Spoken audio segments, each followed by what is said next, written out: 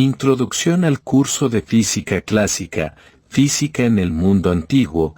La física es una rama de la ciencia cuyos principales objetos de estudio son la materia y la energía. Los descubrimientos de la física encuentran aplicaciones en las ciencias naturales y en la tecnología, ya que la materia y la energía son los componentes básicos del mundo natural. Algunos otros dominios de estudio, más limitados en su alcance, pueden considerarse ramas que se han separado de la física para convertirse en ciencias por derecho propio. La física de hoy puede dividirse libremente en física clásica y física moderna. Los elementos de lo que se convirtió en física se extrajeron principalmente de los campos de la astronomía, la óptica y la mecánica, que se unieron metodológicamente mediante el estudio de la geometría.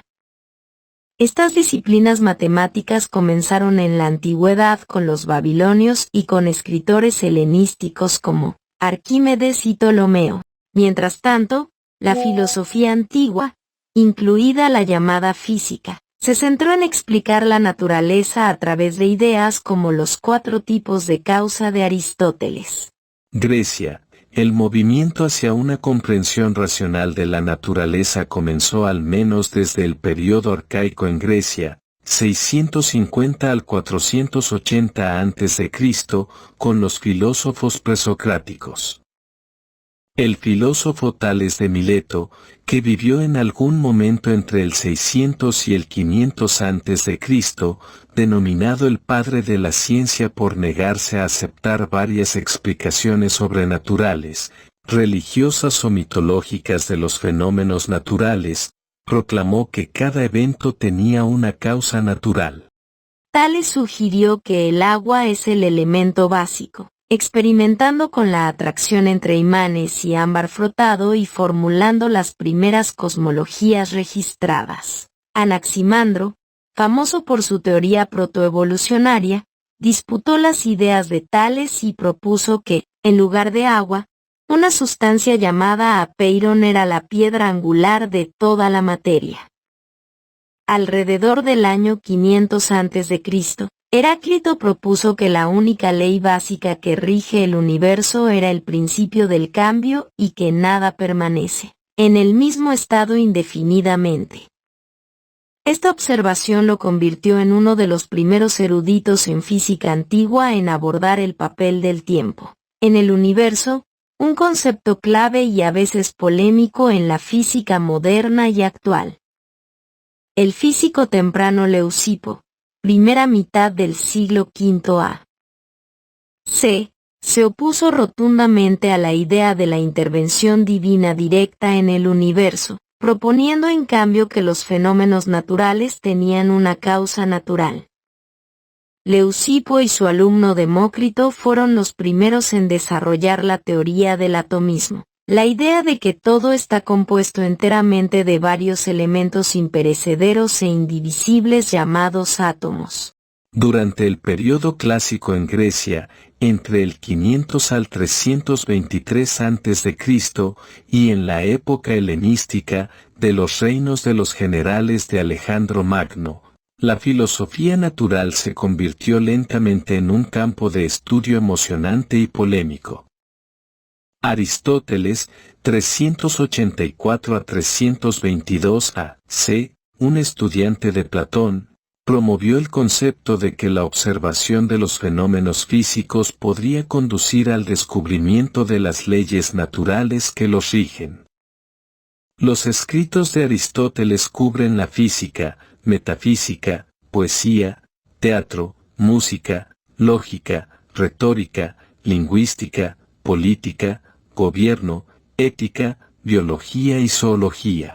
Escribió el primer trabajo que se refiere a esa línea de estudio como física. En el siglo IV a.C., Aristóteles fundó el sistema conocido como física aristotélica. Intentó explicar ideas como el movimiento y la gravedad con la teoría de 4 elementos.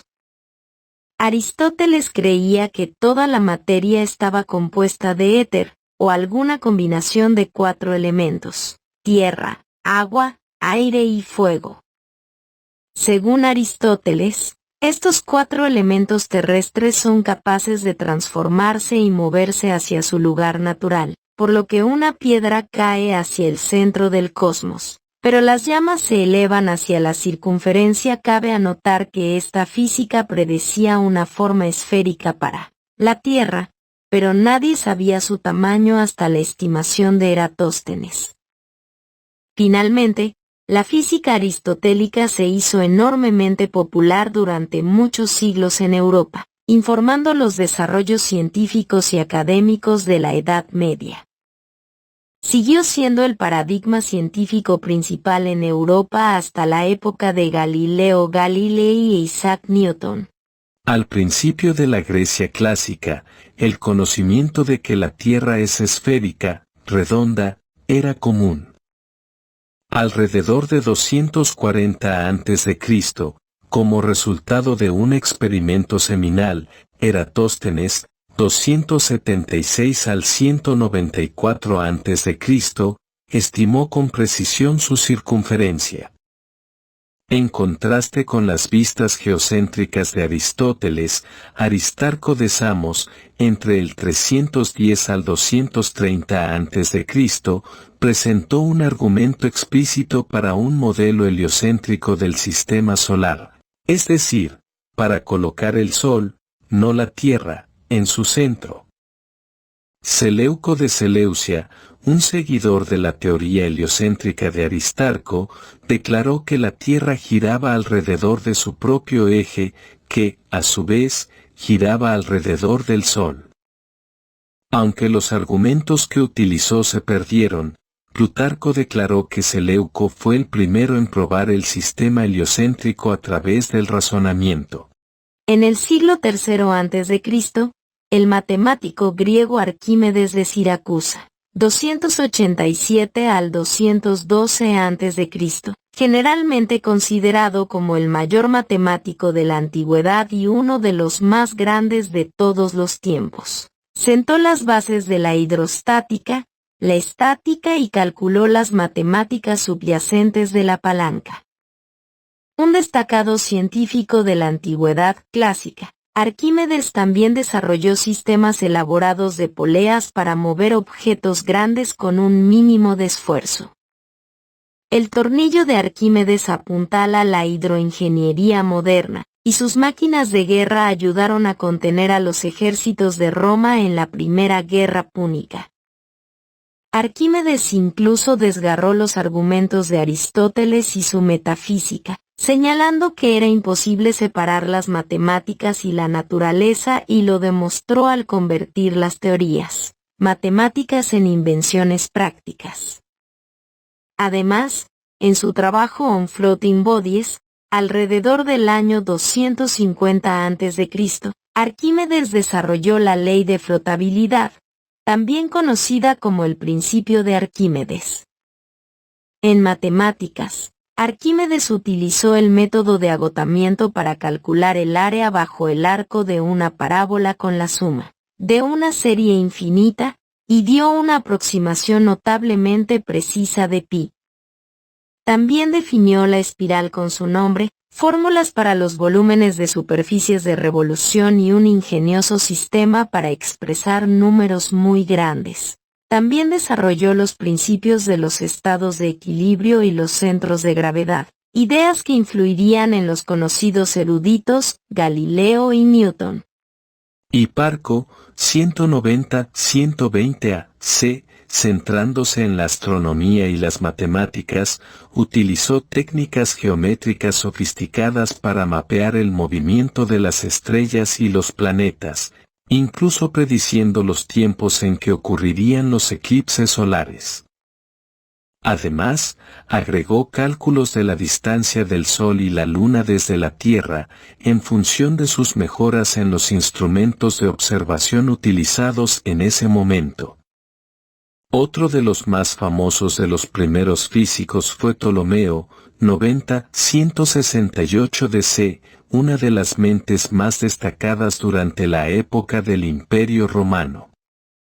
Ptolomeo fue el autor de varios tratados científicos, al menos 3 de los cuales fueron de importancia continua para la ciencia islámica y europea posterior. El primero es el tratado astronómico ahora conocido como el Almagesto. El segundo es la geografía, que es una discusión exhaustiva del conocimiento geográfico del mundo grecorromano. Gran parte del conocimiento acumulado del mundo antiguo se perdió. Incluso de las obras de los pensadores más conocidos, sobrevivieron pocos fragmentos. Aunque escribió al menos 14 libros, casi nada del trabajo directo de Hiparco sobrevivió. De las 150 obras aristotélicas de renombre, solo existen 30, y algunas de ellas son poco más que apuntes. India y China. También existieron importantes tradiciones físicas y matemáticas en las antiguas ciencias chinas e indias.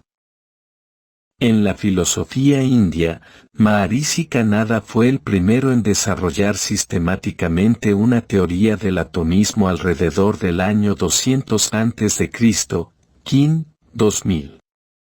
Aunque algunos autores le asignaron una era anterior en el siglo VI a.C. Fue elaborado por los atomistas budistas Dharmakirti y Dinja durante el primer milenio CE.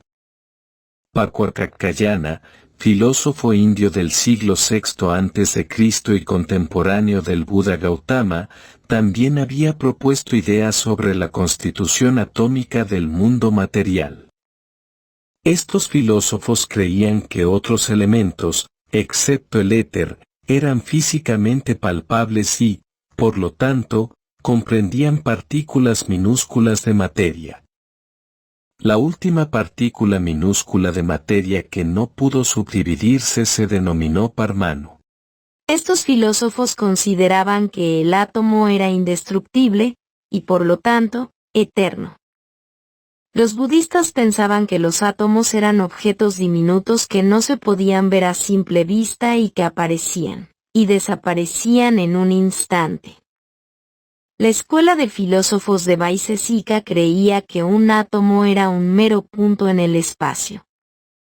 También fue el primero en representar las relaciones entre movimiento y fuerza aplicadas. Las teorías indias sobre el átomo son muy abstractas y están enredadas en la filosofía, ya que se basan en la lógica y no en la experiencia personal o la experimentación. En astronomía india, Aryabhatiya de Aryabhata, 499 después de Cristo, propuso la rotación de la Tierra, mientras que Nilakanta Somayaji, 1444 a 1544 d.C., de la Escuela de Astronomía y Matemáticas de Kerala propuso un modelo semi-heliocéntrico que se asemeja al sistema Tycho-Brahe-Huygens, 2009, Riepe, 1996. El estudio del magnetismo en la antigua China se remonta al siglo IV a.C. En el libro del Maestro del Valle del Diablo, uno de los principales contribuyentes a este campo fue Zheng Kuo, 1031 al 1095, un polímata y estadista que fue el primero en describir la brújula de aguja magnética utilizada para la navegación, también como establecer el concepto del verdadero norte.